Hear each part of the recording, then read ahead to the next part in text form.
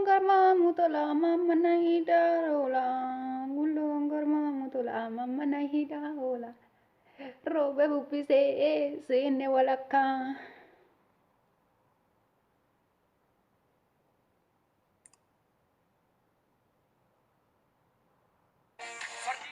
Nodu, ako kakata, ako kakata. Nyata, luga manyata, luga manyata. Tonggar mo tola mama naidarola. Garmamu tola mama naidarola. Robe bupise sene walaka.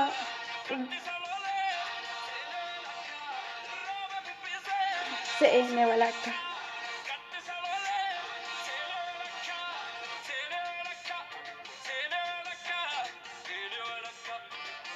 Haka. Bulo, bulo, bulo, bulo, ya bulo, ya bulo, bulo, bulo, ya bulo, bulo, bulo.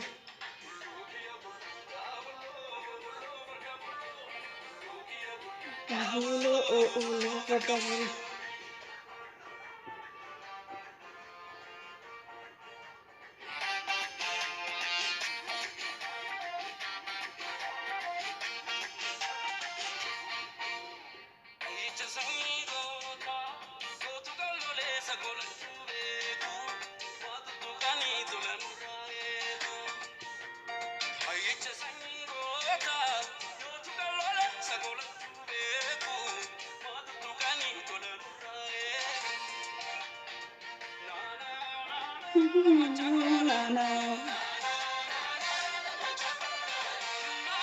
Nana ya lama choko nana.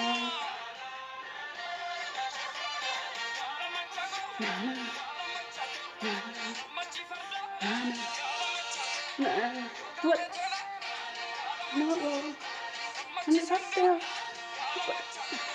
No, kote tola. Nada chihre. Yo bate tola.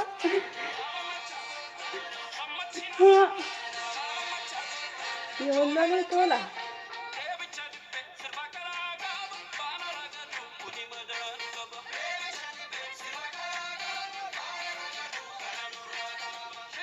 Isa, ano na kote?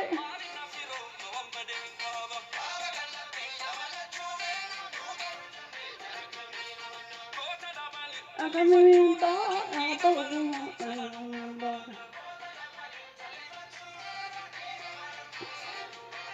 Apa minta, ako minta naman.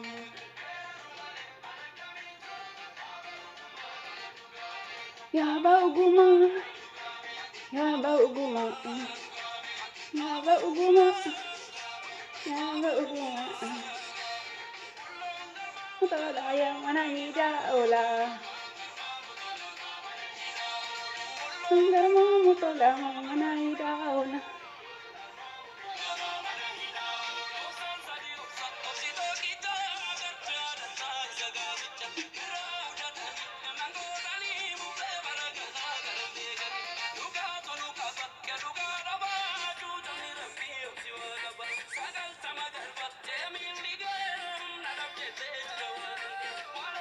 Awak le nutu, lecek matu. Asa anjir aja cek matu. Bulo, bulo, bulo, ya bulo, bulo, bulo, bulo, bulo, ya, bulo, bulo.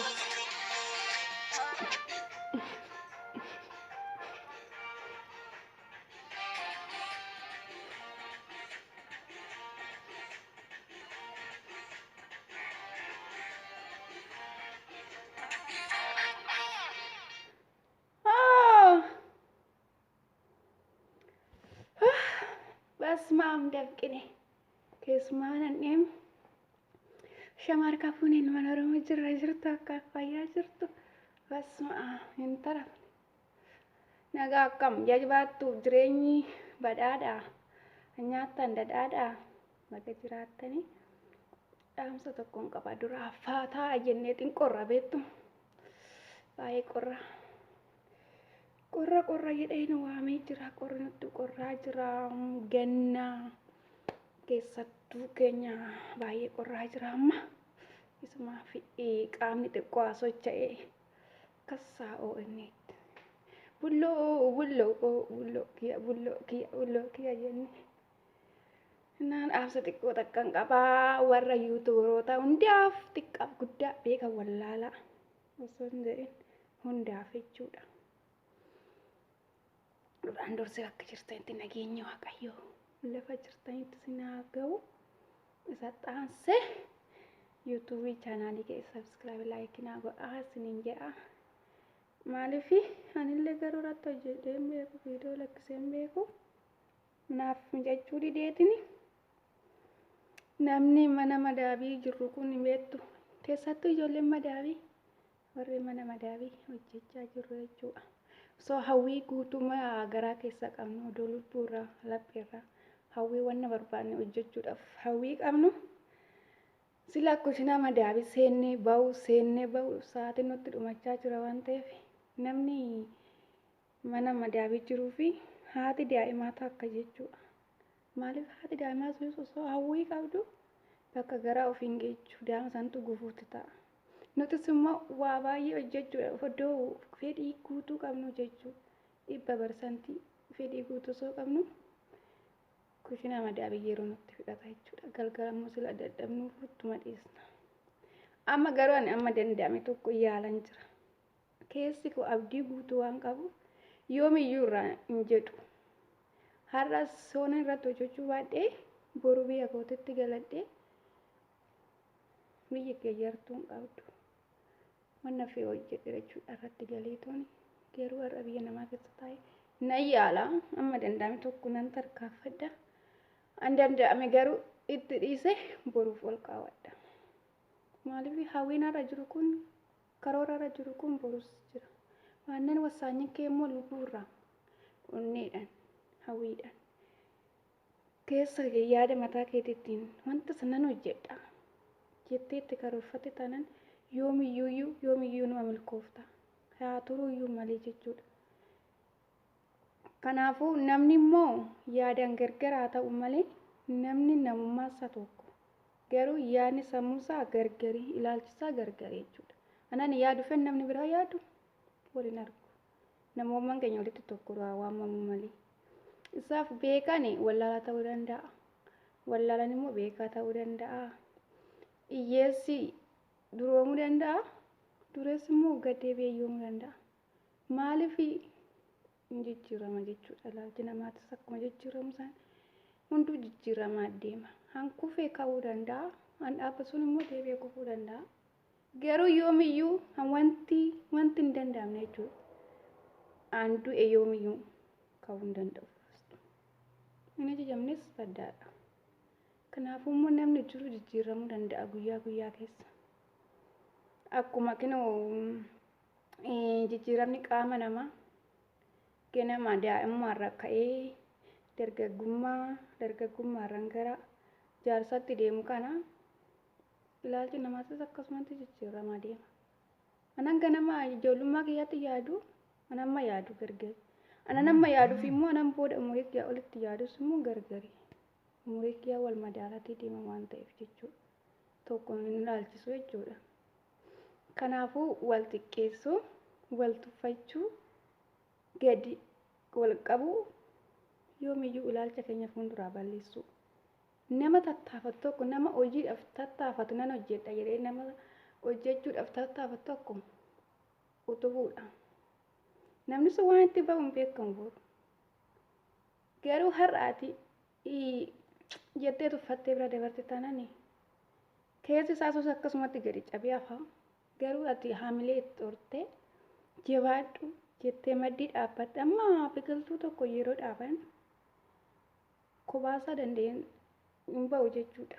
Maal godhan jala qofranitti wanta tirkatu hirkisaa godhaniif jechuudha. Biqiltuu sun isatti hirkatee booddee of danda'ee dhaabbata. Ilmi namaatis immoo akkasi. Yoo maddii hirkannoo dhabe achumaan ciisee hafa waliin ka'u. Kanaafuu akka waliin gadi hin ciisne amma ta'e tokko wal maddii dhaabbadhaa ta'u wal hirkisaa jechuu fi gaaddidduu walii ta'a malee aduu walitti hin ta'inaa isiniin jedha bakka jirtan jechuudha. Oromummaan yoomiyyuu wal guddisaa wal jabeessaa. Oromoon yoomiyyuu ofiin boona.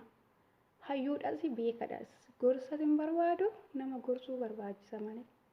Kanaaf of ta'uu bicha nama yaadin namaafis ta'uuf yaadi.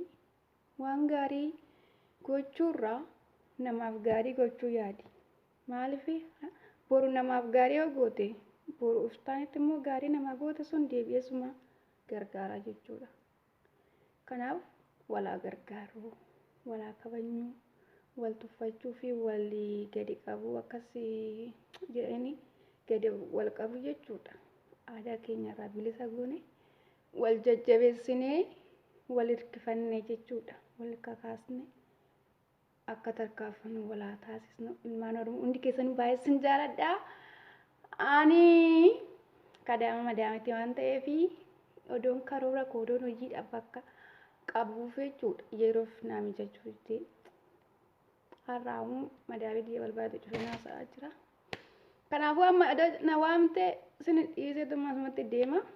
Kanaafuu bakka tunkushina keessa hin baane maal haasofte sirraa yookiin immoo kushinuma kee keessa dhaabbadhu.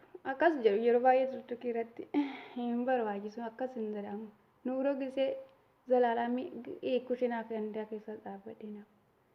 Yeroo tokkoof gaafa rabbi karoora keenya nuu guute namni waan ba'eef karoorsete miti akka maasin jedheen ba'u. Gaafa rabbiin karoora san nuuf guute immoo hin eeggatan malee guyyaa eeggatan malee karoorri namaa immoo yoomuu galma ga'a yaa xiqqaatus gaafa san immoo keessa deemuu dandeenya jechuudha. Ammasitti immoo obsaan rabbi keenya kadhachaati jabaachaati guutina aadaa bichaan daragadhee ta'anii yaa sa'aatii kofituun qabu. Yeroon argadhe sanitti sekoondii tokko asitti dabarse sekoondii tokko achitti dabarsuun qaba. Na fayyada waan ta'eef jechuudha. Na fayyaduu bichaas of ta'a. Nama onan of ta'ee deebi'ee boru namaaf ta'a. Of ta'uun ofumaa fi nama fayyada. Ol tuffachuu wal xiqqeessuurraa bilisa ta'uudha malee hin barbaachisu. Of taatee ta'uu hojjette wanti gadi siqaa namaa gadi siquu hin jiru takkalee. Kanaaf ofiin booni. Ilaalcha namaatiin osoo hin taane ilaalcha mataa keetiin hojjedhu. Namni namuma akkasii maaliif ati namatti hirkattu yookaan immoo ilaalcha namaatiin maaliif hojjettu? Namni yaadu sun sammuun kee yaada hojjechuu hin dandeechuu? Maaltu nama sanii gadi na godhana? Akkuma isaanii bishaanis sooradhaa, midhaanis sooradhaa, anis akkuma isaa ji'a sagaliin hin dhaladhee maaltu isaa gadi na godhe? Kanaaf mirgi dhala namaa wal qixa. Ilaalchi garuu gargar haa ta'u. Anati yaraa yaaddan gaarii yaaduu danda'a. Ati immoo gaarii yaaddan yaraa yaaduu danda'a. Kanaaf akkasis sinin jedhaa baay'ee sin jaaladha. Namni viidiyoo kana ilaaltan ija qabaatanii jechuudha. Subscribe na gootan, like na gootan malee ni biraan darbina warri naaf gootan sun galatamu. Ani garuu mataa kiyyaan eenyuma biraayyuu darbee hin beekusi. Garuu boojjisuun bu'aan argattu jedha Oromoo yeroo mammaaku. Kanaafuu akkasis sinin jedhaa amma immoo anis kanarraa jalqabee tuni viidiyoo kanarraa jalqabee jechuudha. Viidiyoo kana isa jalqabaati duraanillee sirba minamina ishee goggodhee jira. Eeyyaan isaarratti subscribe akkas 80 maal ga'u jira. Erga manadhees jaalama waan ta'eef baay'ee miti. Ani garuu dura karoora kiyya malee itti fufuu hin danda'a garuu yeroon banetti jechuudha. Seenaa hin beektanii seenaa dhalli namaa dabarsu jireenya ofii irratti. Isa barsiisa jedhee seenaa ijoollummaa kootirraa kaasee guyyaa kanaan ga'e jechuudha. Ilmi namaa seenaa akkanaatti dabarsee har'a ga'een jira jedhee gaafii waan keessatti uumee jiruufu isan barsiisa dheetan YouTube chaanaalii banachuudhaaf wanta ani yaadin hin jiru jechuudha. Irreen illee nagaa boodiiti. Bakka isuma yaada halkaniif guyyaa yooma YouTube kana banadheen isa akka namaatti akka ormaa kanatti hojjedha. Yoomni akkasitti haasa'a. Yoomni akkas godha. Yaadni kiyyaarra amma raatitti jechuudha. Arrumaayyuu jechuudha galma hin geenye maaliif akka namaatti taa'ee ta'anii viidiyoo hojjedhee sira siraatan bakka wanti yaada san Naaf hin mijanne garuu rabbiin na mijeessaadhas abdiin kutu waan ta'eef jechuudha. Yoo har'as immoo mana namaa keessatti na mijeessu baate boru biyya kootirratti akka milkaa'u beeka. Maaliif biyya kootirratti natti nyaaru hin jiru, namni as kootu achi dhaqii namni naan jedhu hin jiru. Yeroo tokkoof iddoo ofii kenne wanta sana hojjedhee booddee gara hojii kiyyaatti deebi'uu danda'a. Amma immoo asitti mana namaa waan ta'eef yeroo siin kennanii iddoo siin kennanii isaaf rakkoodha malee rakkoon biraa homtuu hin jiru. Namni kamiyyuu waan barbaade hojjechuu dandeettii qaba waan ta'eef wanti isa daangessu hin jiru. Yeroo dhaba waan ta'eef jechuudha. Kanaafummoo yoo wallaales baruu hin danda'a. Namni yoomiyyuu beekamee tooni ganama yeroo dhalannu waa beekneeti midhaan dhalanne guyyaa guyyaa keessa amma qaamni keenya ol guddachaa deemu yaadaan babal'achaa deemu waa hunda baraa deemne malee gaafuma gaadha keenya irraa baanu gaafas barumsa qabanneeti miti hin baane. Kanaafuu akkasii isiniin jedha ilmaan Oromoo warri yuutuubii gurguddaa qabdanis warri hundi keessanuu xiqqaanis ijoolleen keessattuu ijoolleen madaabaan akka miskiinonni akkanaa kun jechuudha waan madaabii jirtanii karaa wanta hojjettan dhabdanii akkanaatti jechuudha. Ani baay'ee eebbadheera dhuga hojiidhaaf baay'ee garuu naaf milkaa'us baatu naaf milkaa guyyaa tokko abdiin kutu jechuudha. Abdii rabbi kadhadheen jira. Kanaafuu isin immoo warri akkasiin kun jechuudha kana warra xixiqqaan akkanaa kun hin jira baay'ee jira nan arga waan ta'eef. An akkasiin kun walaa jajjabeessinuu hirkoo walii taataanuu kottaa isiniin jedha waamicha kee fudhaayii bakka walaa jajjabeessinuu waliin haa hojjennu galatooma isiniin jedha baay'ee isin jaaladha. Guddaa galatooma bakka jirtanitti sabskiraabii laayikii gochuun hin dagatinaayi. Borummoo akka seenatti isiniif himuu danda'a waa'ee yuutuubii kana jechuudha. Yoon akkaatti milkaa'ee rabbiin na milkisetti fufe maalirraan akkan ka'e yuutuubii tanas hojii banuudha yaadee booddees immoo waan milkaa'e isiniif himuu hin danda'a. Kanaafuu akkasii isiniin jedha galatooma sabskiraabii laayikii nuuf godhaa. Hundi keessan warri viidiyoo kana isin bira ga'ee warri argitan.